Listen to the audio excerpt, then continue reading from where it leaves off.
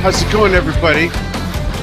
Winding down the year. I cannot believe it's November. This is 2 of 3 shows in one day. That's like, I don't know if my wife knows this. She might get all over me if she knew that I was pushing that hard. Did one with Steve this morning. I've got Ryan here, Ryan Kaser from Dover, Ohio, who won the Ginger Baker Tribute Drumming Challenge in the Drum Talk TV Brilliance membership site. And then later we have Matt Indies, who is a heart transplant survivor and a great drummer. We'll talk about that. But Ryan, welcome. How are you? I'm very good. How are you? Great. Thanks. Excited to talk to you. Ginger Baker, legendary drummer. I don't remember how old you are or if I know, but I'm probably 3 times your age. And I found out about Ginger when I was like 7 or 8, something like that. So it's really neat that there's young people like yourself that are really into that kind of music. I have a clip that I'm going to show folks of his winning entry, Ants in the Kitchen. But before we get to that, what are some of your musical tastes? How is it that you saw that challenge and went, I'm going to enter that one? Well, Ginger is someone that I got into I kind of worked backwards. So I started out listening to a lot of like 90s rock and like 2000s rock when I was a kid. And then the 80s is kind of where my parents grew up. So I was always listening to, hair metal and Motley Crue and White Snake and all these 80s bands. And then I got into Led Zeppelin, in high school, got really into John Bonham, and then found Ginger through that. So I kind of worked backwards. That's but cool. Ginger, I found kind of like made the most sense and was the most natural, and like the way he would take an idea and just go with it. It was like I really connected with that. That's awesome. I love that you did that, because I'm always telling people that they should learn who their heroes listened to. So it's kind of like what you said, like Nico McBrain of Iron Maiden. Sometimes drummers that are known for a certain thing, you wouldn't know that their influencers are like his first and biggest influence was Ringo Starr, the Beatles. He saw the Beatles when he was like 10 or 12. His older sisters took him and he said, that's what I want to do. So it's neat that you did work backwards like that into the history. And then if you go even farther, you'll learn Ginger's influences from jazz and West African music and things like that. So that's really cool. So folks, we do this monthly, and I'm going to put a ticker down at the bottom of the screen for just a bit. Every month we have at least one, and now we're doing 2 to 3 challenges. This month we have Joe Morello and Mike Portnoy. So if you're into jazz, you got Joe Morello. If you're into prog and more modern prog and metal prog, you got Dream Theater and other things that Mike has done. And of course, Winery Dogs, that band. So there's a nice assortment of music for the month of November. We're not doing a challenge in December, but starting in January, we'll have some other challenges that are not only paying honor to particular drummers like Ryan did with Ginger Baker, but also specific album anniversaries, which is really going to be a lot of fun. And I'm doing some work in my studio where I'll be able to make some new videos that are really going to be a lot of fun. Well, the way the videos look will be a lot of fun. The way I play is a whole nother story. We'll see.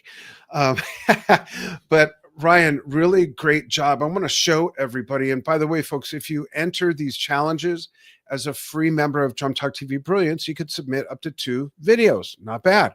If you're a premium member, you can submit as many as you want for each challenge. Well, let's go ahead and we'll take that ticker off. We'll put that back on in a bit. I want to show this snippet of probably the most fun part of this song, Ants in the Kitchen. And I have a fun Ants in the Kitchen story that I'll tell after we talk about music and drumming some more. But this particular part I'm going to show, I had not heard the song, Ryan, in quite a long time.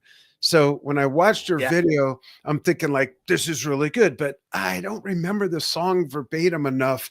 So I had the original version up on YouTube, your video up in our membership site on a different screen. I'm going back and forth, back and forth, back and forth. And when it comes to this part, I was literally going back and forth, like measure by measure, and showing other judges like, yeah, right. Like is my score accurate? Because you scored almost a perfect score. No one has ever scored a perfect 5 for everything. But for those who don't know, we score 50% on accuracy. So that's matching what the drummer played on the song that you picked to play. The other is matching the sound of their drums. So, for instance, if you're going to do, let's say, Long Distance Runaround by Yes with Bill Bruford, but your drums sound like When the Levee Breaks by John Bonham, probably not a good sound match. And then that's 30%. And then 20% is for fan praise. So if you get your buds, your sisters in music fandom to click on your video in the membership site and simply type vote, we count those as well. So far, no one's done that. So yours is totally won on merit on how you match the accuracy of what's being played and also the sound. But let's check out this clip, folks. It's so short. I'll probably play it a couple times, but check this out. Whoops, wrong button. I'm new here. Here we go.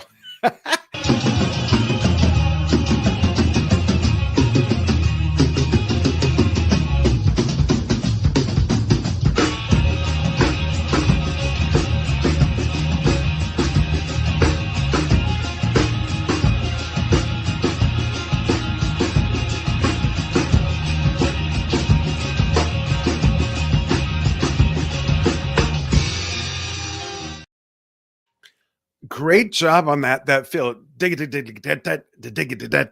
Let's show that again. Check it out, folks. And it's so smooth and the timing's great. I love seeing the hi-hat, your left foot keeping the time the whole time. Check it out, folks.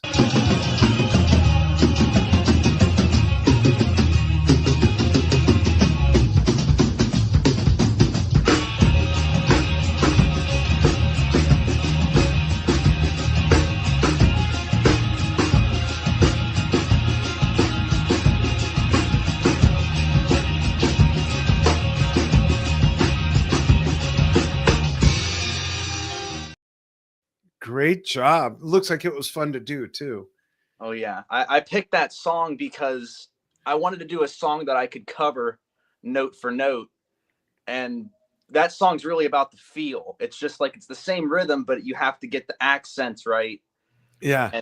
And that section is the hardest section in that song to do for verbatim. It is. That's why I wanted to show that part. And the rest of it's just nice and rolling along. There's a few breaks and everything, but the timing's really good. And it's very, very Ginger Baker. You know, he did a lot with his toms. He wasn't always just like riding on the cymbal or the bell or the hi-hat.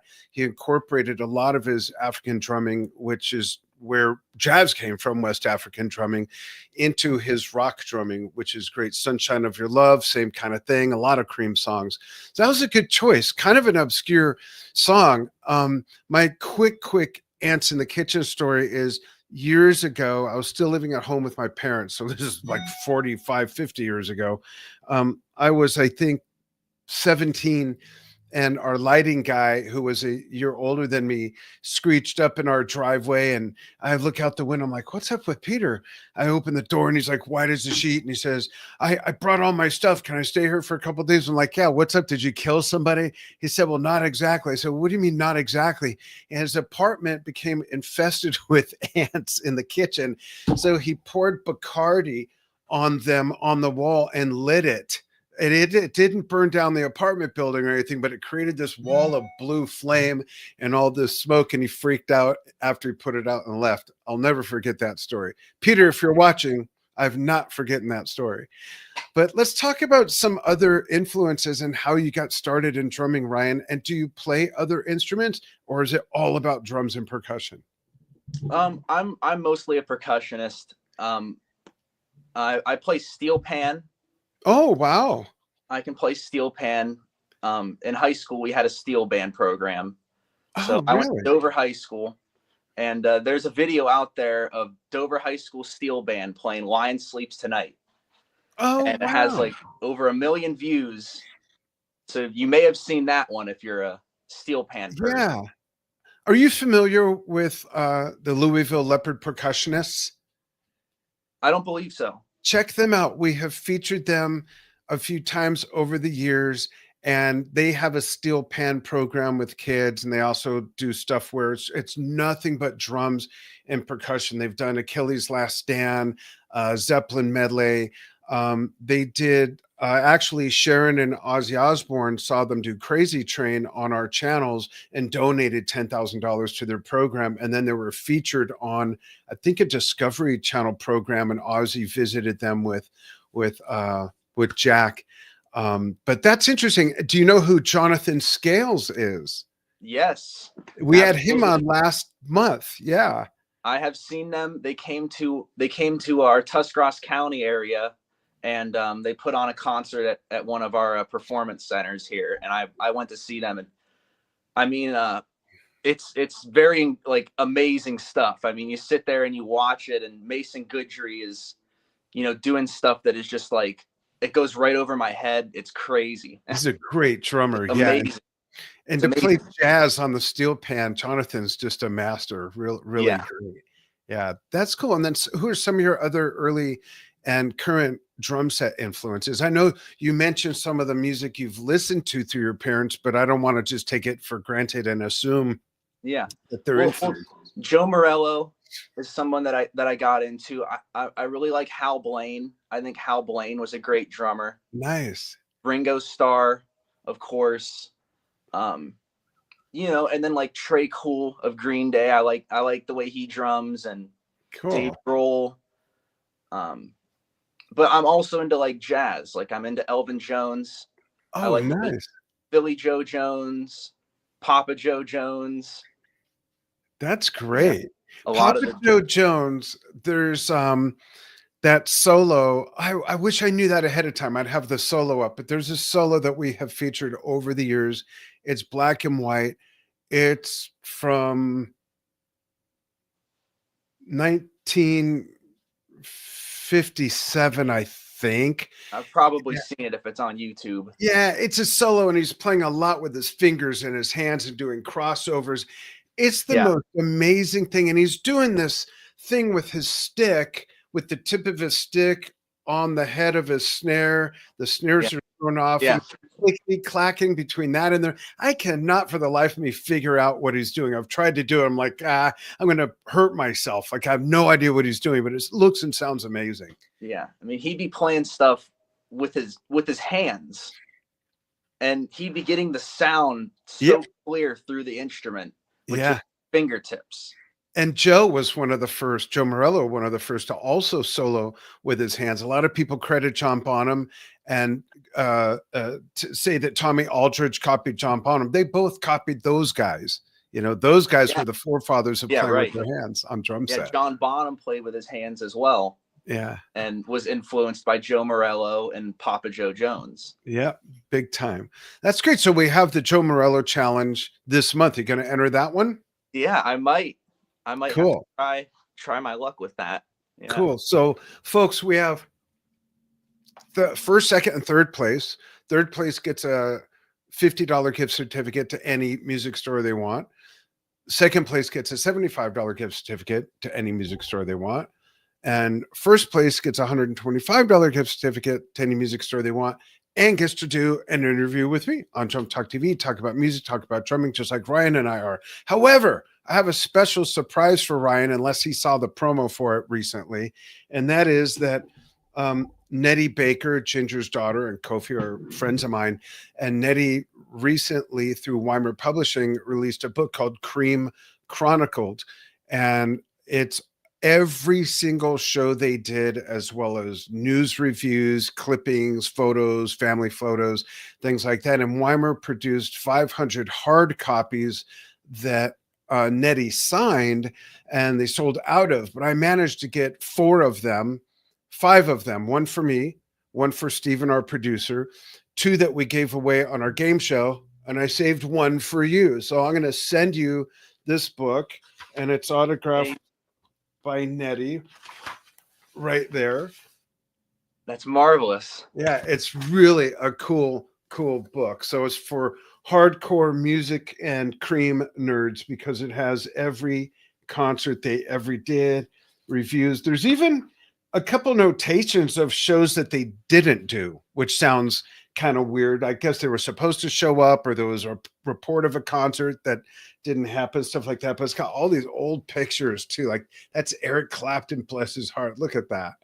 Crazy. So there's some fun stuff in here. Yeah, thank you. That's awesome. Yeah, absolutely. I'll get your address when we're all done. So who do you listen to that's hot now? Are there some contemporary drummers that you like that are newer on the scene? Yeah, Dave King.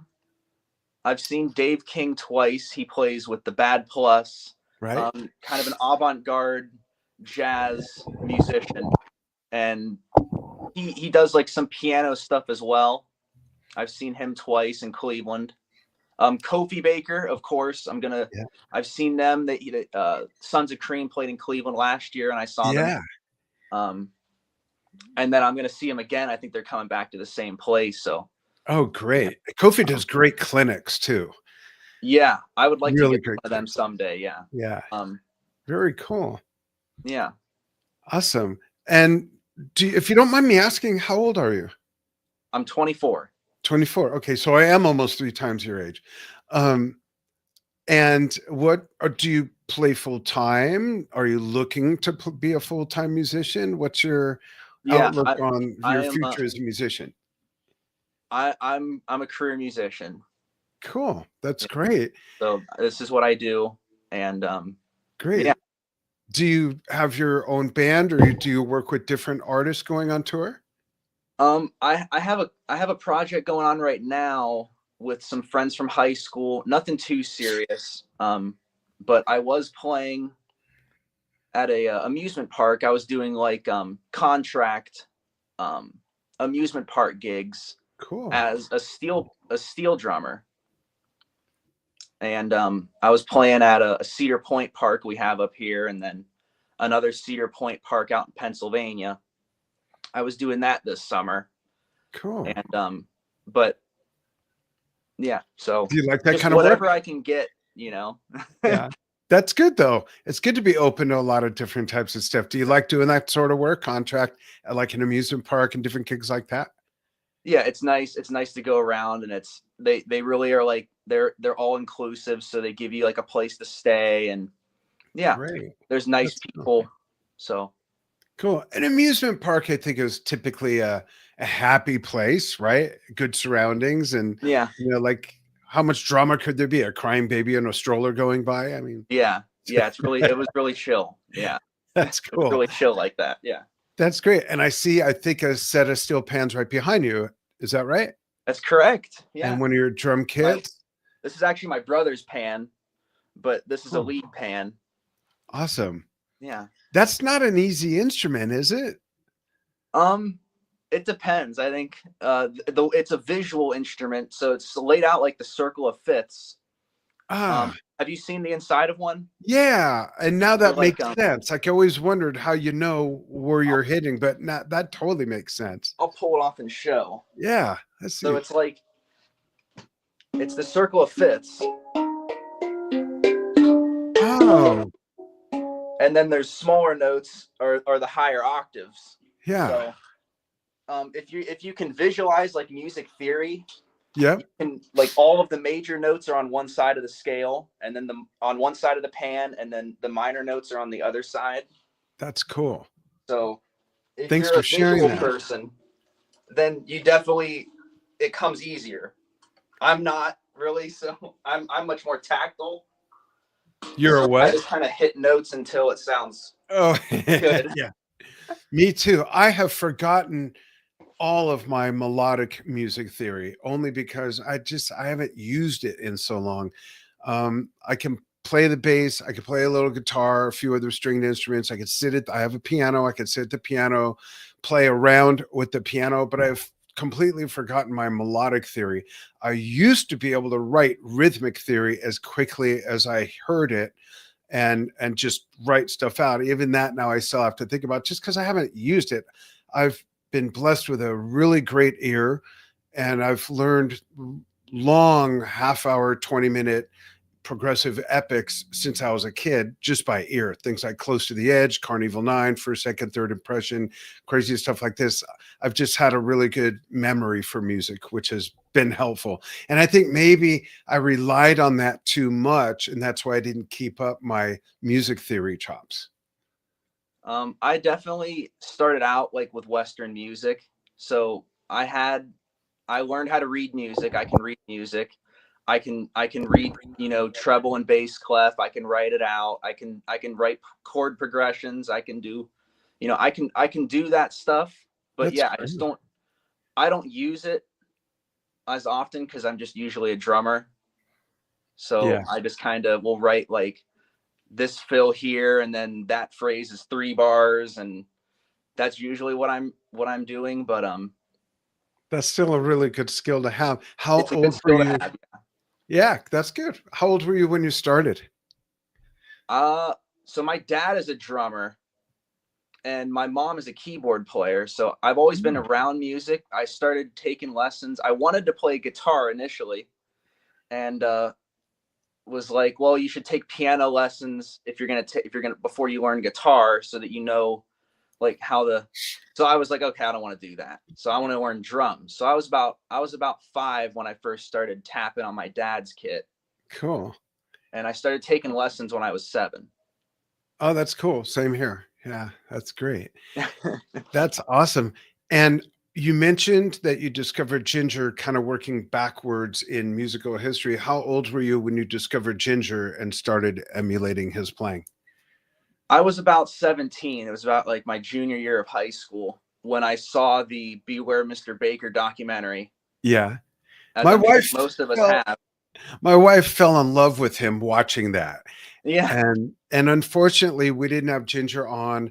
I had been talking to Nettie about Kofi had been on, Nettie and Kofi had been on.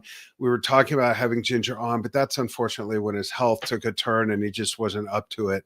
But he was Yeah. a big influence on me. Like I said, I think I was like 8, 7, 8, maybe 9 when I was exposed to, yeah, probably more like 8 to Cream. And just for a band to have been together for such a short time, they had such an incredible influence on music, not only of their era, but moving forward. Like I was going to say generationally, but duh, look at you. You're 24, all these decades forward, and they influenced you and he influenced you. And I think that says a lot about how great their music was and how great his drumming was. Yeah. He was an innovator. Yeah. Have you seen the Royal Albert Hall reunion show from Yeah. 2005? I love the way that is shot, and I love his solo, his Toad solo in that film. I just think it's superb. Just Yeah. love it. It's good video. It's the audio is good. Yeah, it's shot really well. Yeah. Yeah. And I think there might be some comments. James Russell Sr. Hi, James, is watching from Orlando, Florida. Thanks for chiming in. Go ahead and chime in, folks. Let us know where you're watching from. And I got a couple more questions, but before we do that and before we go, I do want to show your video again for those who missed it, and because it's short, and tell people how they can get in on challenges, or even if they just want to geek out on other people's entries or vote for their friends, I'll tell them how they can do that. But first, here's a snippet of Ryan's winning entry, which is Ants in the Kitchen by Cream, emulating as a tribute to Ginger Baker. Check it out. Probably the best part of the song.